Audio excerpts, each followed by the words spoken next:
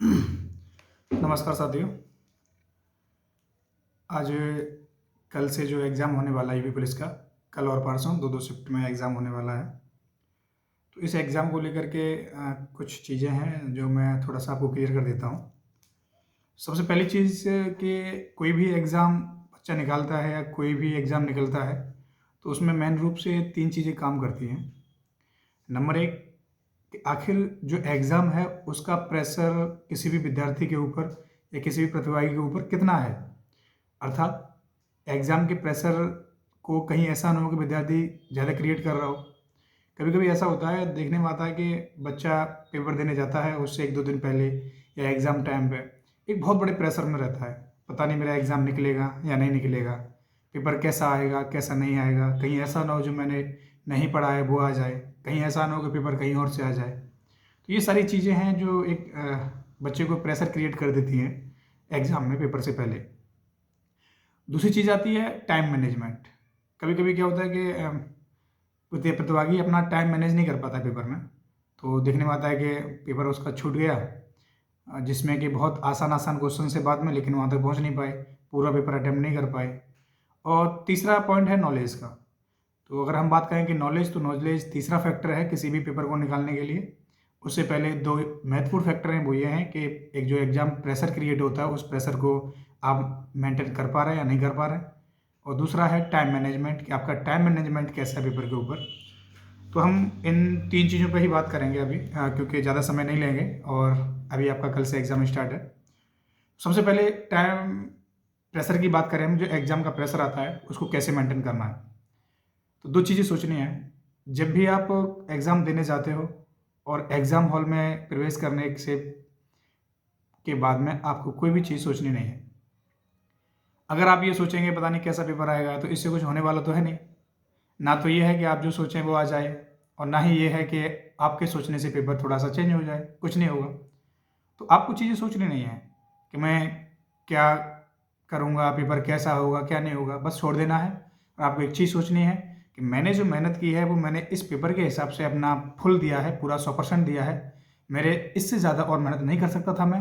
मैंने अपनी पूरी क्षमताओं के साथ में प्रिपरेशन की है। इसका मतलब ये हुआ कि पेपर आएगा, मैं उसे हल करूँगा। दूसरी चीज़, प्रेशर से बचने के लिए आजकल जो प्रेशर क्रिएट होता है, बच्चा जब एग्ज़ाम सेंटर्स में जाता है तो उससे पहले बहुत सारे ग्रुप्स बच्चों के होते हैं, आपस में डिस्कशन कर रहे होते हैं, किसी प्रश्नों को लेकर के, किसी के कोचिंग से नोट्स को लेकर के। तो जब बच्चा, कोई नया बच्चा 3-4 लोगों का ग्रुप खड़ा हुआ है, वहाँ पर खड़ा हो जाता है, उनकी बातों को सुनता रहता है, देखता है कि कुछ चीज़ें वो नई-नई चीज़ें डिस्कस कर रहे हैं, तो अपने आप को वो समझ लेता है कि मैंने जो चीज़ें सीखी हैं वो बहुत छोटी हैं और ये बहुत बड़ी-बड़ी चीज़ों को डिस्कस कर रहे हैं। अर्थात मैं कहीं न कहीं कमज़ोर हूँ। अपने को कमज़ोर समझ लेता है और अपने ऊपर प्रेशर क्रिएट कर लेता है। तो एक बात समझनी है आपको, एग्ज़ाम से पहले ऐसे किसी भी ग्रुप के पास में ना तो कोई डिस्कशन करना है और ना ही कोई डिस्कशन करने की कोशिश करनी है। आप अपने आप को फुल प्रिपेयर करके जा रहे हैं, इसके बाद में एग्ज़ाम टाइम पे कोई भी तैयारी नहीं होती है और ना ही हम एग्ज़ाम टाइम पे कुछ कर सकते हैं। तो ऐसे ग्रुप से बचें और ज़्यादा जिज्ञासा ना करें कि इस ग्रुप में क्या बातें चल रही हैं, उस ग्रुप में क्या बातें चल रही हैं। चलने दें, अपने जाएँ शांत तरीके से और ग्रुप से बचते हुए अपने एग्ज़ाम हॉल में प्रवेश करें। दूसरी चीज़ आती है कि एग्ज़ाम प्रेशर को मेंटेन कैसे करते हैं, तो सबसे पहली चीज़, जब आप सीख रहे होते हैं चीज़ों को, यानी जब पेपर नहीं है आपका, क्लास से सीख रहे हैं, अपने घर पे स्टडी करके सीख रहे हैं, तब बच्चे को ये मान के चलना चाहिए कि जब सीखने की बारी है तो मैं शून्य हूँ, मैं कुछ नहीं जानता हूँ। उस हिसाब से सीखूँगा कि कोई भी चीज़ आएगी मैं उसे शुरुआत से सीखूँगा और अंत तक सीखूँगा, यानी लास्ट तक, उसे शुरू से लेकर के लास्ट तक पूरी जो भी चीज़ें हैं उसमें सारी की सारी सीखूँगा। लेकिन ठीक इसके विपरीत, जब भी एग्ज़ाम हॉल में विद्यार्थी या प्रतिभागी प्रवेश करे, उसके बाद में उसके मन में बस एक बात चलनी चाहिए, मेरी प्रिपरेशन बहुत अच्छी है और मैं इन सभी कैंडिडेटों में बेस्ट हूँ। मैं पेपर को अच्छे से करके आऊँगा। यदि पेपर में कोई भी प्रश्न मुझसे नहीं आएगा, इसका मतलब ये है कि उसमें से 99% बच्चे उस प्रश्न को हल नहीं कर पाएँगे, 1% ही बच्चे होंगे जो प्रश्न को हल कर पाएँगे, बाकी नहीं कर पाएँगे। ये सोच रखनी चाहिए जब आप एग्ज़ाम हॉल में प्रवेश करें। वहाँ पर बिल्कुल भी आपका मन इधर-उधर ना हटे कि पेपर कैसा होगा, कौन-कौन करके आ रहा होगा, ऐसे कौन करके नहीं आ रहा होगा, किसने क्या पढ़ा है, किसने क्या नहीं पढ़ा है। इससे कोई मतलब है नहीं। मतलब इससे है कि आपने क्या पढ़ा है और आप क्या-क्या पढ़ के आए हैं।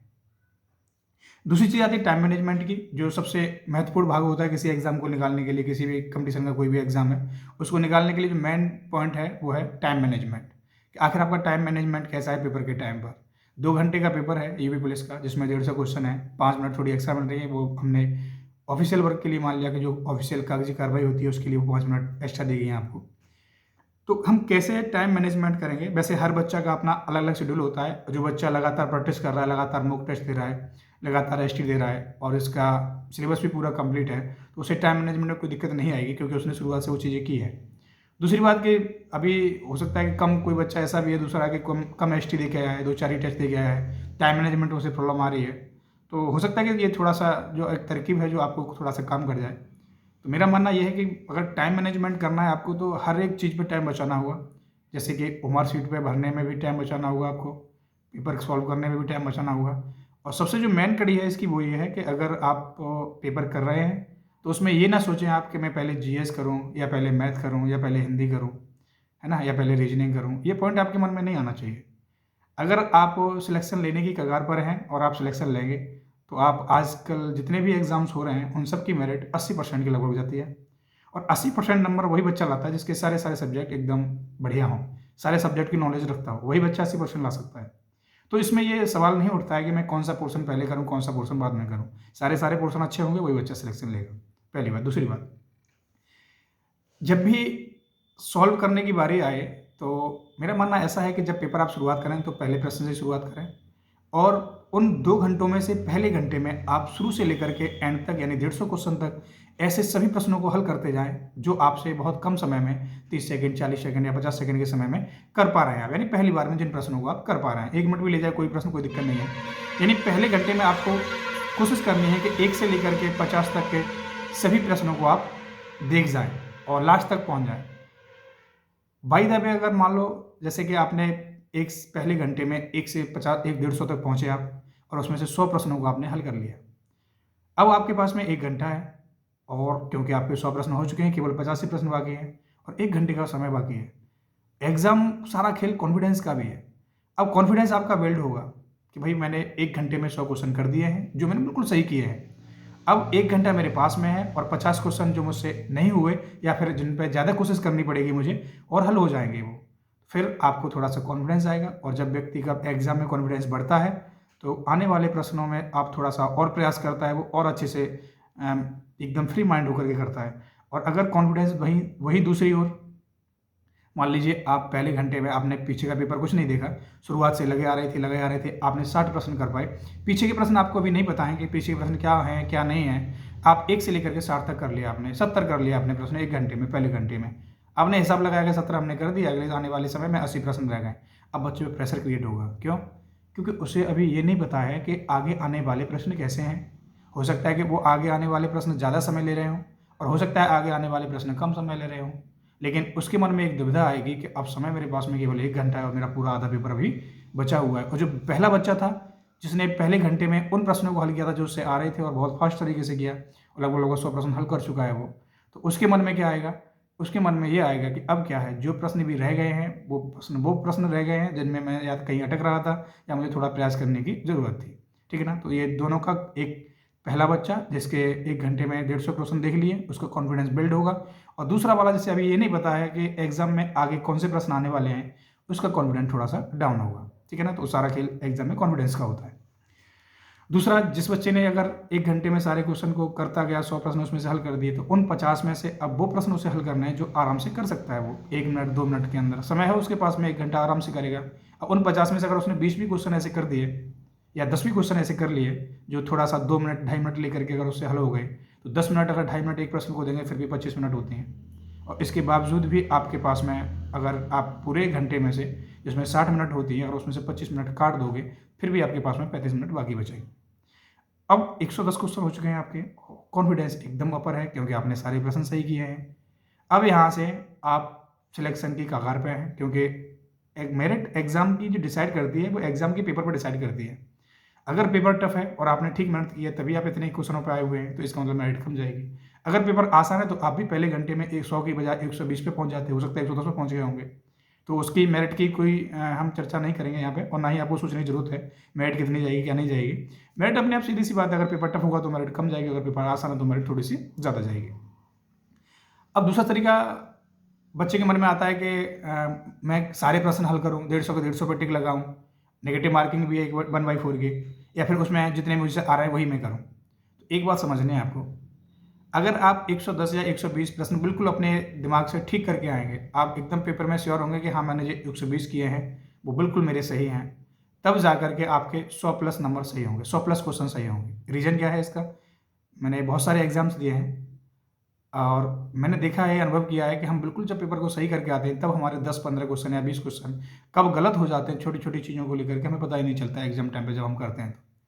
ठीक है, तो आपको उस हिसाब से चलना है कि आपने अगर 120 क्वेश्चन पूरे कर दिए हैं, बिल्कुल सही कर दिए हैं, तो आपको अभी क्वेश्चन ढूंढने की ज़रूरत है। और बात आती है फिर कि कुछ क्वेश्चन ऐसे आते हैं जिनमें हम 50% श्योरिटी रहते हैं, अर्थात 4 ऑप्शन है उसमें से, और उस ऑप्शन में 4 ऑप्शन में से हम एक ऑप्शन को हटा देते हैं, इसका ये प्रश्न आंसर नहीं होगा, इसका दूसरा वाला भी ऑप्शन आंसर नहीं होगा। अब हमारे पास 2 चॉइस बचती हैं, 2 ऑप्शन बचते हैं। अब उनमें से हम डाउट में रहते हैं कि यार इसका पहला सही है या दूसरा सही है, तो उसमें आप जा सकते हैं किसी एक के साथ में, कोई मैं दुविधा वाली बात नहीं है। यानी अगर तुमने 120 क्वेश्चन कर चुके हो आप, अभी आपको और करने की ज़रूरत है, क्योंकि करने पड़ेंगे वो। अगर किसी प्रश्न में आप 50% दुविधा में हैं तो आप उस प्रश्न की ओर जा सकते हैं जो आपका मन करे। यानी मन कब करता है, जैसे कि मन करे कोई बात हुई तो जिसका मतलब ये नहीं है कि इसका मतलब कि जो मन करे वो प्रश्न लगा दिया। कभी कभी देखना होगा, आपने भी जब एग्जाम दिए होंगे तो कभी कभी ऐसा होता है कि हम 2 जब ऑप्शनों को हटा देते हैं तो उनमें से हमें कभी कभी क्लिक होता है दिमाग में, हाँ इसका आंसर यही है। क्यों? क्योंकि हम जीएस है, खासकर ये जीएस में ही देखा जाता है, हम बहुत समय से पढ़ते आ रहे हैं, लगातार पढ़ते आ रहे हैं जीएस को, तो कहीं ना कहीं हमारे दिमाग में क्वेश्चन कोई ना कोई घूमते रहते हैं कि इसका आंसर ये है, इसका आंसर ये है। तो ऐसे हमको टाइम मैनेजमेंट करना है और टाइम बचाना है एग्जाम में, और सारे प्रश्न करते हैं। तीसरा आता है नॉलेज का, तो इस पर तो कोई एग्जाम हॉल में कोई काम इस पर नहीं हो सकता है। इस पर काम केवल टाइम मैनेजमेंट और प्रेशर को अगर मेंटेन कर लिया तो ही हो सकता है। नॉलेज तीसरा जो फैक्टर है एग्जाम निकालने का, वो काम कैसे करता है। अगर किसी भी बच्चे के ऊपर प्रेशर है एग्जाम का, टाइम मैनेजमेंट उसका ठीक नहीं है, तो जो नॉलेज है उसके पास में वो भी कम हो जाएगी। वो छोटे छोटे प्रश्नों को पढ़ेगा लेकिन समझ में नहीं आएगा उसको कि प्रश्न कहना क्या चाह रहा है। क्यों? क्योंकि उसके ऊपर प्रेशर हावी हो रखा है और उसका टाइम मैनेजमेंट ठीक नहीं है, और टाइम मैनेजमेंट ठीक न होने की वजह से भी प्रेशर आता है। अगर आपका टाइम पूरा जा रहा है, क्वेश्चन बहुत सारे रह गए हैं, तो अपने आप प्रेशर तुम्हारे ऊपर क्रिएट होगा।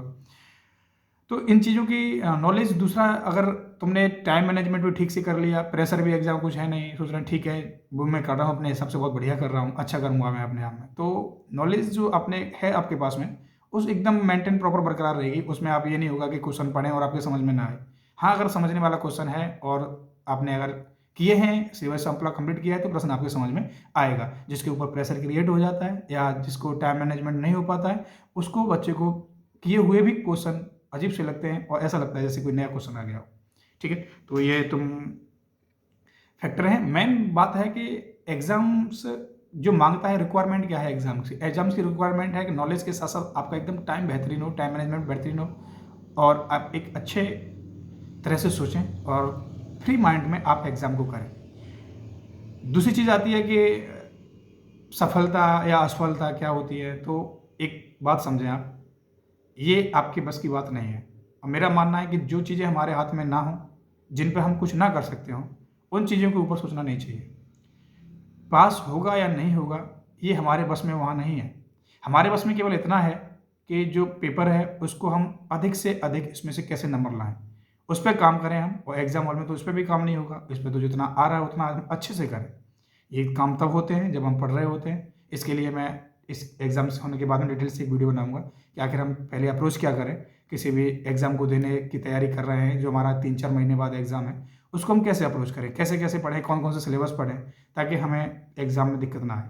ठीक है, तो आई होप आप समझ पा रहे होंगे मेरा कहने का मतलब क्या है, कि जो एग्ज़ाम होने वाला है 2 दिन के अंदर, उन एग्ज़ामों में अपना प्रेशर ऊपर अपने हावी नहीं होने देना है, टाइम मैनेजमेंट ठीक से करना है, और देखेंगे आपका रिजल्ट भी बेहतर आएगा। आप सभी को मेरी तरफ से ऑल दी बेस्ट।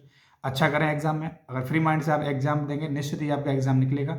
और कोई भी चीज़ें नहीं सोचनी है एग्जाम में, केवल एग्जाम के बारे में सोचना है कि इसमें कौन से प्रश्न हैं और कैसे कैसे प्रश्नों को अप्रोच करें, हम कैसे कैसे इन्हें सॉल्व करें। कभी कभी बच्चा इतना हड़बड़ा जाता है उसमें एग्जाम में कि प्रश्न को पढ़ता है और प्रश्न को समझ नहीं पाता कि प्रश्न कहाँ से आया है, प्रश्न कहना क्या चाह रहा है, कुछ नहीं समझ पाता वो। रीजन प्लस इसको मेंटेन करें, अच्छे से एग्ज़ाम दें, सब अच्छा होगा। अगर आप अच्छे से एग्ज़ाम देंगे, रिजल्ट भी आपका अच्छा ही आएगा, इसमें कोई भी दो राय नहीं है। ऑल दी बेस्ट सबको। जय हिंद, जय भारत।